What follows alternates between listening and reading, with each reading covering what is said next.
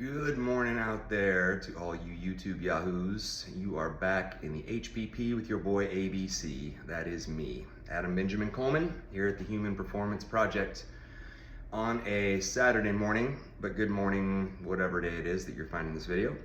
I hope you're doing well. I wanted to touch base for the first time in a little while and talk more about my diet that I started 2 months ago now, actually, exactly. I started the no sugar, no processed foods. So basically, if it comes from a container or a package or has ingredients in it that I can't pronounce or don't know what they are, I don't eat it. Make my own meals from Whole Foods and track diligently my micros, macros, and calories completely, which is actually hard for me. I don't like doing it. It's not that it's hard. It's just, it annoys me, but it's necessary. I can totally see that it's necessary because I underestimate the amount of food that I eat in my head. If I just am left to my own devices, you know, I'll just guesstimate, well, this is covering my protein requirement. That in my mind is usually the most important thing that I'm shooting for. I don't often think about the collective overall caloric density of a meal, or how many calories maybe completely in a day that I'm eating. Because, you know, even though you can get, well, we're not even gonna go off on that tangent. That's a different video. But I wanted to talk a little bit specifically about some of the things that I changed or have been doing, because when you say no sugar, no processed food diet, that leaves a lot of room for interpretation. Like, there's a lot of things you could do with that, right? And not all of them are gonna be, you know, helpful or beneficial things. So specifically, the things that I've changed that have been most helpful for me, a 41-year-old male, have been really more to do with routine and scheduling and consistency. So I know that eating healthy food and non-processed food is important and is going to be more beneficial for my body than the alternative.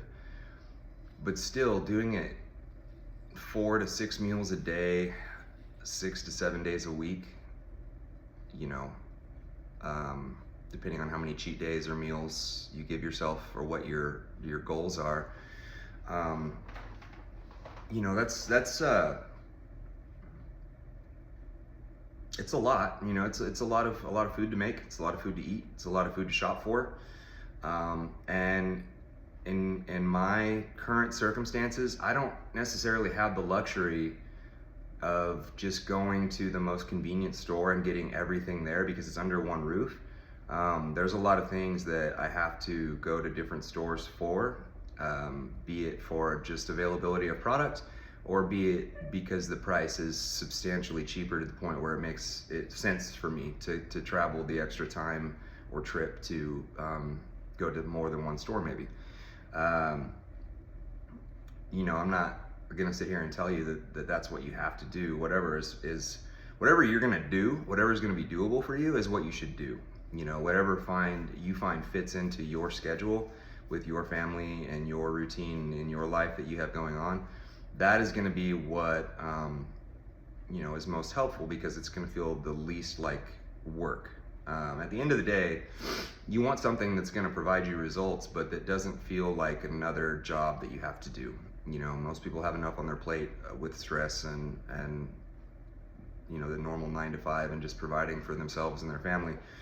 They don't want another arduous task. They don't want something else that makes them go, oh, I kind of want to do that. So, kind of learning to find a balance specific to you, you know, and not just do exactly what everyone else is doing or said you should do is important.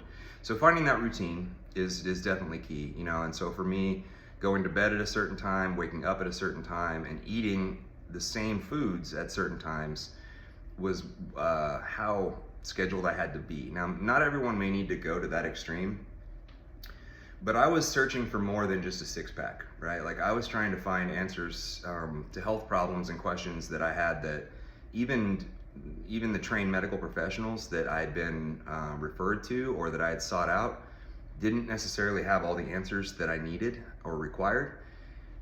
And so it was really kind of up to me to figure it out. Not because I'm the smartest man on the planet, but because it's my body. And at the end of the day, no one really cares as much about my struggles and problems as I do. I'm not going to say no one cares at all, because there are people in the world that care and genuinely want to help and, mean it when they say those things. But for the most part, what's important to me is going to be more important to me than it is to you. And what's important to you is going to be more important to you than it is to me, probably. Not because we're jerks, just because that's kind of how we're wired. So, having said all that, you really need to be honest with yourself about what you're trying to achieve, I guess, if you do start on a diet like this. Again, for me, it was more at this point in my life than just getting fit or losing some body fat. It was improving my psoriasis, my skin issues. It was, helping with the consistency of my sleep quality and my energy levels throughout the day without having to take any supplements or stimulant of any kind to depend on. It was about a balanced mental health state where I didn't feel these fluctuations of, everything is cool, I can do this, to the extreme of, F my life, I'm never gonna be able to do this, what's the point? Those things I found out early on can be at least affected or influenced in large part by your diet and the things that you consume or don't consume. So that was really the first thing that got me interested in nutrition, was that I could change the way that I feel, not just the way that I look. And the way that I felt inside at some points in my life has been so poor that, I would do almost anything to feel just different than I did at that point in time. Not even necessarily 100% better or fix the problem. I just don't want to feel this shit anymore, And that's a dangerous place to be. But again, getting into a routine and getting rid of a lot of foods and figuring out what foods worked. The reason I say that it was important for me to eat, the same foods at the same times and to be that regimented was because I'll use vitamins as an example. So let's say you want to add some muscle mass, right? And you start taking 5 different supplements that you've never taken before. Now, after a month, you've gained 7 pounds of what feels like, dense muscle. Your performance is up, your stamina's up, you look good, you feel good. There's no negative markers that you've seen in your blood work or anything. So, yay, right? Except we don't know which one really did it, or if it's a synergistic combination of things that won't work individually. There are certain things that together will add a lot of bang for your buck. Separately, they will not do nearly as much. So keep that in mind. I'm gonna let a whiny dog out. Excuse me, just one moment.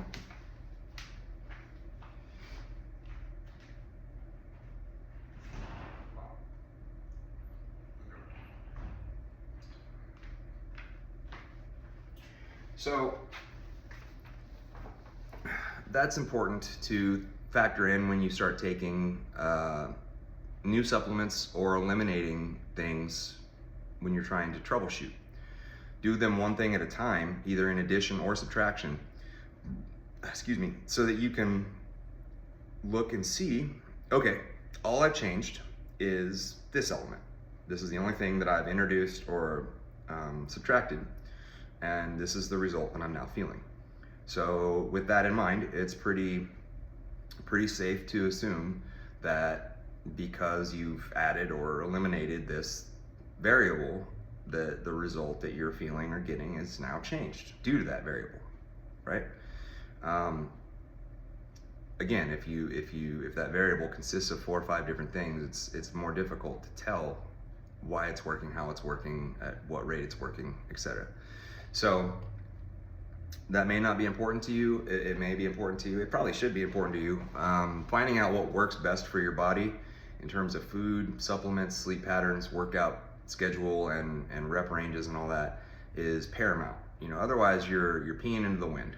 Excuse my graphic analogy, but you're doing something that is not going to net you any real progress or result, at least not to the same efficiency level that keeping some detailed notes on what you're doing and why would. So the devil is in the details, as you've heard me say before. So getting really regimented in my schedule again was something that I needed to do. And as a result, my psoriasis improved drastically on my elbows, my knees, knuckles is pretty much gone. Scalp you can't see because I let my hair grow back, but it's dramatically improved too. My skin I feel like looks better than it did, a couple weeks ago, or a month ago at this point. Sleep and energy levels are consistent. They're not where I want them to be, but they're getting more consistent. So there's still work to be done on my end for sure. I'm not at all arrived or satisfied with where I'm at. It's just going the right direction so far. The biggest things, like I said, with the food and figuring out which foods were working, which foods weren't, that was really helpful. And then playing with the amount of macronutrients. So like on one day, giving myself a really high level of protein. Well, I did it for more than one day, but when I say really high, like I weigh 175 pounds, ballpark, right? So in any given day, I try to eat at least 200 grams of protein. That's on a bad day. I had very little food available to me. My schedule was off, my routine is off. I'm just kind of winging it, out with friends or on a trip maybe, whatever, grabbing what I can from gas stations and convenience stores. That would be a 200 gram of protein day. A better day would be like 250 to 275 grams. And again, that's spaced over about 5 meals. And then the carbohydrate and fat intake also I played with quite a bit. And quite a bit meaning like from carbohydrates going as low as I could keep them and still be eating some vegetables and stuff. So, 50 grams a day, give or take 10 grams. And they're all from fibrous, low glycemic sources. And then fats also, very high fat days being like 120, 140 grams of fat over 5 meals. Lower fat days being like 50 grams or less over the 5 meals. And again, the protein, the fat, and the carbs, they don't all necessarily drastically change at the same time, but then again, they really do. Because if I'm eating a lot more protein, by default, the fats are gonna come up a little bit. You're eating more food, and protein sources typically have some fat in them, right? If they're meat sources, animal sources. So it's hard to increase one without increasing the other. If you increase your fats a great deal, obviously your calories are gonna increase a lot, and then typically 1 or 2 of the other macronutrients is going to be affected pretty significantly too. So yeah, just kind of cycling through different micronutrient and macronutrient ratios and levels is something that I'm currently playing with. But percentage wise, right now my protein makes up almost half some days of my caloric intake, usually between 30 and 40%. Carbohydrates, usually I'd say averages around 20% of my daily calories. And then the remaining 30% is from fat, and those kind of trade places back and forth from day to day, depending on how I feel, depending on how I look, depending on what I'm gonna be doing. There's different schools of thought when it comes to timing your nutrition. People like Chris Bumstead, who I'm a fan of, I listen to and watch a lot of his content. He talks about not eating carbs with his breakfast or his early day meals, because once you've initiated that spike in your blood sugar and insulin, the amino acid profile in your system, it changes. And so because of that, the amino acids that are present, like tryptophan and metabolites of tryptophan, both in the pre-digested phase and after digested state of that amino acid turn into different things, theanine, methionine, things of that nature. I don't know in what order and at what amount. I'm not a scientist. I am not a doctor. I am not pretending to be. I'm not telling you to do what I do or what I say that I'm doing. I am just here to give you information and to share my experience as one human to another, and hope that it saves you some time and frustration. So, yeah, the protein stays kind of my primary focus, and then consistency is another thing that I just have to really keep my eye on, because I'll get busy and forget to eat for 4, 6, 8 hours sometimes if I'm really in the zone doing something like working on a motorcycle or training with my dogs or talking to a friend that's having a really hard time. Any of that, you know, like I can get wrapped up in what I'm doing, which is a good thing. But if you're trying to keep, you know, certain metabolic parameters in place, timing is very, very important. So I set alarms, you know, that's how I remedy that. A lot of people tell me, you know, my clients, probably the most common concern I have or complaint I have from my clients when I tell them they need to eat more to lose weight, and getting their mind wrapped around that. First of all, I'm not hungry. I don't have an appetite. I don't, especially for breakfast. You know, I'm not hungry in the morning. I believe you, but that's not what I asked. You know, I said we need to eat more. I didn't ask if you were hungry. You'll train your body and eventually it'll happen, but you kind of have to force things. Fake it till you make it sometimes at first. So if the appetite and getting a big old plate of food down right when you roll out of bed is problematic, then get you a good blender, you know, and start experimenting with different recipes for protein shakes, smoothies and things of that nature. It's a great way to get in fruits and vegetables and boost your protein count. And also to trick your brain, I use my protein shakes to make basically fake junk food. So like if I want, because I am a chocolate whore, I love milkshakes and ice cream. And so I'll make a protein shake or smoothie that tastes good, right? But it still has some quality nutrition in it. So using like fresh but frozen or really, really cold berries and pineapple and stuff like that gives a really great, icy, refreshing, like milkshake texture to your shakes.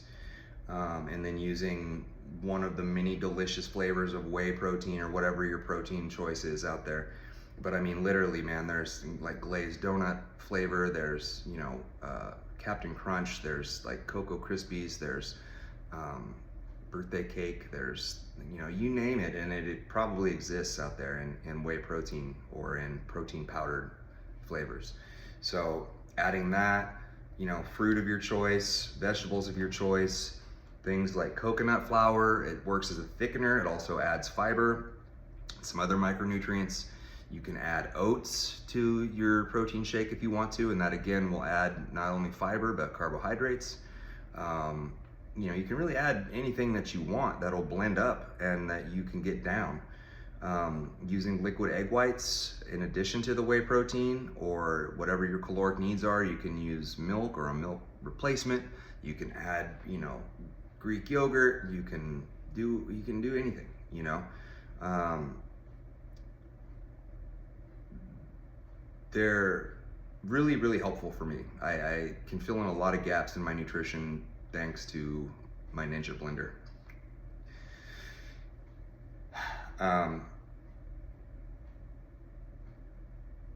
So yeah, the blender is my friend and one of my staple kitchen pieces. So my first meal every day, 9 times out of 10, is a blended shake, because I want something, but I don't know what I want. And I know I need protein first thing in the morning to break, you know, whatever fasted amount of time I've been going without food since my last meal, which is another element of my schedule that has been very important that we'll get back to, intermittent fasting and the timing between my meals.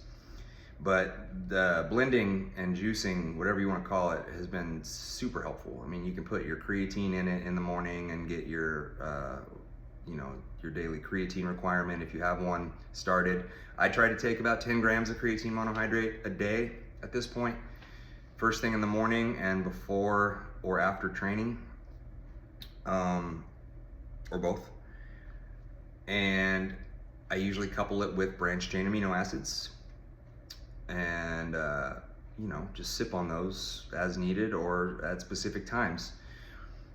Trying to view food as medicine or something that you use to fulfill your body's needs, not just stave off hunger, will give you a totally different appreciation for what you're capable of doing with your food, I think. So what I mean by that is, you've just worked out and you did a really, really hard strength training workout, heavy weights, high percentage of your 1 rep max, compound movements. So there's a lot of joints that are being taxed or were taxed. And so, as a result, you want to make up for that. So you're going to add some protein. Maybe you're going to add some things for inflammation. Maybe you're going to add some things to help even more with tissue repair and add some creatine monohydrate or some glutamine. You can add things like raw ginger or turmeric. And again, those things can help with digestion or inflammation.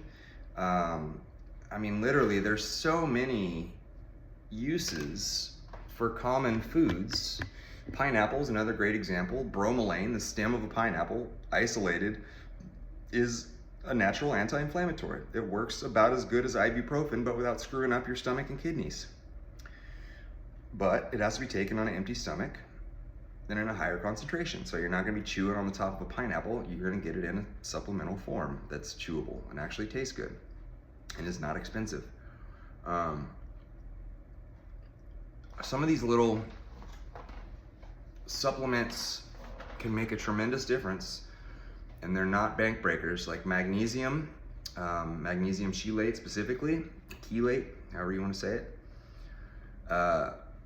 has made a huge difference in my sleep quality and my muscular relaxation and my mental relaxation at night and in cramping.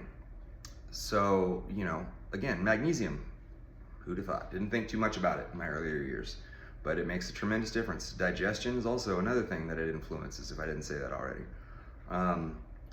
Just drinking water, more water, and drinking it first thing in the morning. A lot of times when I wake up, sometimes coffee is the first thing that I'll want to go for, or something flavored, Instead, what I've started doing is adding a little bit of Himalayan sea salt to 12 ounces of room temperature filtered water, and I drink that before anything else in the morning. Why the sea salt? Well, sodium, salt, very, very important micronutrient for a whole slew of reasons that you can look into on your own. But pretty much everything from muscle cramps to cardiac health, your heart, are all influenced by sodium levels. So yeah, it does a lot. And the synergy thing, it helps you absorb other nutrients more efficiently than by themselves. So like we talked about, almost everything in our body and in nature works better together, not by itself. So, the sodium allows for other things to work at their greatest potential, and round we go. It just kind of gets this cumulative snowball effect going in a positive direction instead of a negative direction. I'm sure that all of you out there have had an experience at some point in your life of the momentum of life that can build up quickly, whether it's a good day or a bad day, and things just kind of keep coming one after the other, and sometimes you just got to stop and ask yourself, like, come on, like, what's going on here? Why me? That works both ways. If you start making decisions and make little choices to swing the pendulum in favor of positivity and do little things differently, like waking up when your alarm goes off, drinking water before soda or something else, having a quality protein source as your first meal, little things, those all start to add to a larger fitness program that gives you these cumulative goals that you've been wanting and thinking were like a dream that you would never obtain because you hadn't done it yet. Just because you hadn't found the right combination and stuck with it long enough. It's not because you can't. We as human beings have the gift and the curse of self-talk, you know, and that is an extremely powerful tool, whether you use it for something to build you up or something to tear you down, because your opinion should matter more than anyone else's. What you think of you, what you think of what's going on inside of you, what you know you're feeling, that opinion from yourself should be prize. You know, like there shouldn't be anyone that really makes you question that too much. I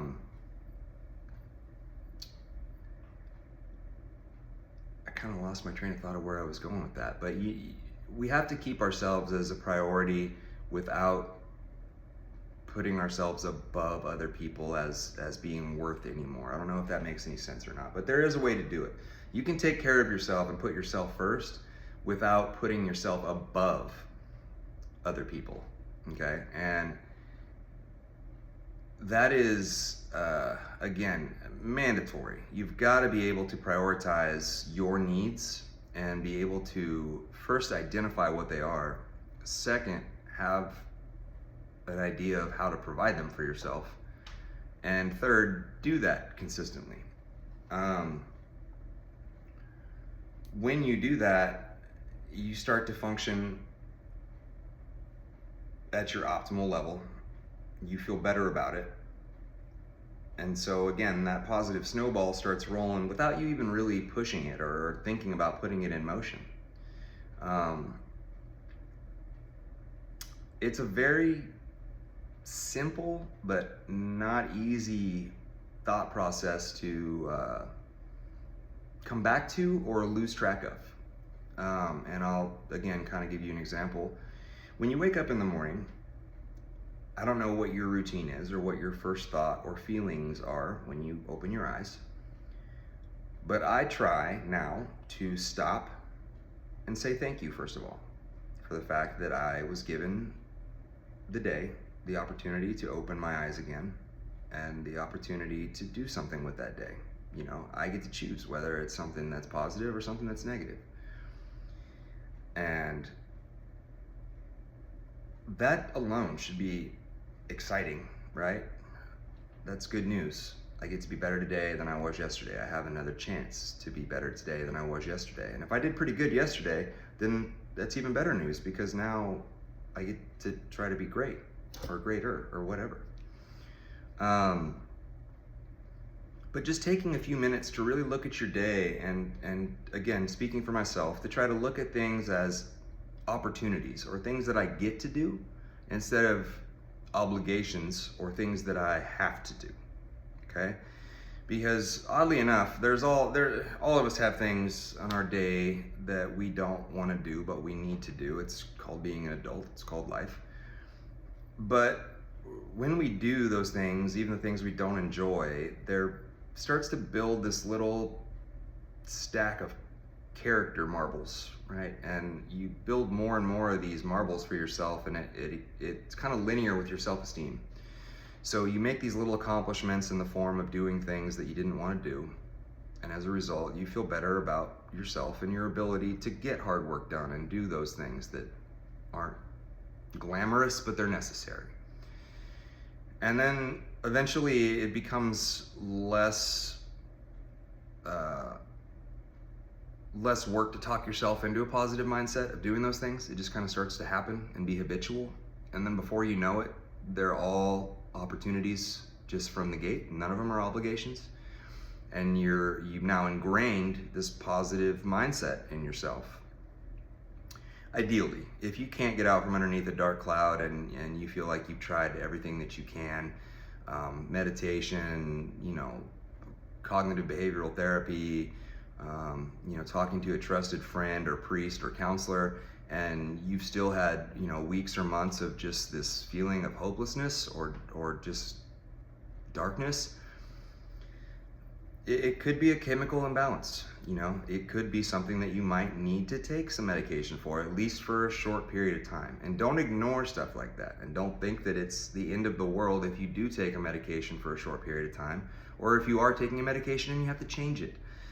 Our chemistry is dynamic, meaning it always is moving and changing. It is not ever the same in 2 seconds throughout our days. Like, it's different now than it was a moment ago, and it's going to be different in a moment than it is right now.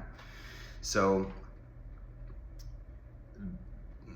that is the case, then we need to kind of realize that sometimes things might change that are out of our control. They're due to life events or environmental stressors or whatever. But something happens that you just can't talk or act yourself out of. That is okay. Like, it is okay to not feel okay. But the most important thing you can do for yourself is just be honest about that and go seek the necessary guidance, wherever you find that guidance. Not everyone is going to find it in counseling or mental health fields. Some people will find it in prayer and religion. Some people will find it in, self-exploration and their own psychological education. Wherever you find it is where it needs to be found. There is no right or wrong place. Just search for the knowledge that you need, and don't let anything deter you from finding that knowledge until you reach it, because you deserve it just as much as anyone else does. So I don't want to stay on here rambling for too much longer, because I know that all of our attention spans will be waning kind of short here. But really, I guess, to take away from this anything, I would say really try to not focus on the size of the changes that you're making, but the frequency with which those changes are made, right? So just because the only thing that you've done is switch to regular Cheerios, and you used to have the sugar Cheerios and add sugar on top of them, that's still a positive improvement. And if you continue to do it consistently, it will continue to yield positive improvement. Maybe not huge, maybe not, all of the improvements that you want to see will be made from a box of Cheerios, but you get the point. You start somewhere. The journey of a million miles starts with one step. How do you eat an elephant? One bite at a time. We have gotten ourselves into a situation where we equate manic busyness with productivity, and they are not the same thing. Just because someone looks really busy because they're running in a circle with their hair on fire doesn't really mean that they're getting anything done.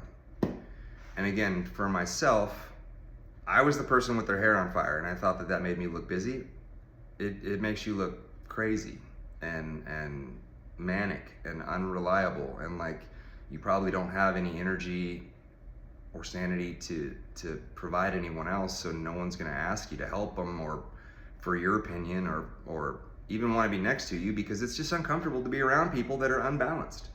I don't think anybody likes to be in the company of individuals that are really struggling and not doing anything to try to fix it. It's very uncomfortable, to be around someone that's angry or depressed or really any one emotion to an extreme and not recognizing it or doing anything, just kind of wallowing in it. I'm really sensitive to that. I don't know what it is, but I don't like negative energy, and I definitely don't like it being like forced on me or feel like it's being forced on me. So another big change that is probably going to be one of the most important that I've made is I frequently try to ask myself, what energy are you exuding right now? Right now. If someone were watching you or sitting next to you right now in this moment, what would they feel from you? And I try to make sure that that answer is calm confidence. That is what I want to exude. Not somebody who is arrogant and feels like they know everything. Someone who has a plan in mind, someone who knows what that plan is, someone who feels like they have a decent idea on how to implement that plan and what the next step ought to be. Again, doesn't mean that I'm not open for comment or constructive criticism or collaboration. You know, two heads are always better than one. It'll give you perspective, if nothing else. And yeah, you know, teamwork makes the dream work. It really does. We need people to be our best person, oddly enough. So if we make no other change than that today, try to enjoy each other, not destroy each other, and just look for your first initial thought when you are going about your day. You know, when you see someone approaching you on the sidewalk, do you think, shit, this person's probably gonna try to talk to me. How am I gonna avoid this? Or do you think, hey, another human being that's going about their day, I wonder how their day is going. I wonder what they're up to. I wonder how they're doing. Make eye contact, not in a weird way where you're staring them down like the whole time that they're passing you by, but you know, if your eyes happen to catch each other, don't like do the whole, am I looking, am I not looking? You know, if you acknowledge one another, acknowledge one another. How's it going? Morning, afternoon, whatever. You're not gonna spontaneously combust, even if they don't say anything in return, whatever. At least you went out of your way to wish someone well. What energy am I putting out right now? And then move on. And if the answer to that question is an answer that you don't like right now I'm putting out tension and anger, stop it. You know, recognizing it is the first step of being able to let something go. Man, I'm tense. Okay. Not as tense anymore. You know, you can once you identify the problem, you can start to take steps to change it. So, again, I hope some of this made some sense. If you have any questions about my diet, obviously there's going to be more videos following. I'm going to shoot for one a week. I will answer any question or comment that y'all leave me. And in addition to YouTube, you can find me on social media via, what's the really old one? Oh yeah, Facebook, and then Instagram. And I have a TikTok account, but I don't really use it. Instagram, the Disciple of Truth. Facebook is just Adam Coleman. And YouTube, you already know because you're here in the Human Performance Project with Adam Benjamin Coleman, your host. So, from the HPP and your host ABC, that is me, enjoy your day, enjoy each other, don't destroy each other, be good human beings, be 1% better today than you were yesterday, and so on and so forth. Repeat as necessary, and you will be surprised positively, I think, with what happens. So, until we meet again, enjoy your time and let your light shine.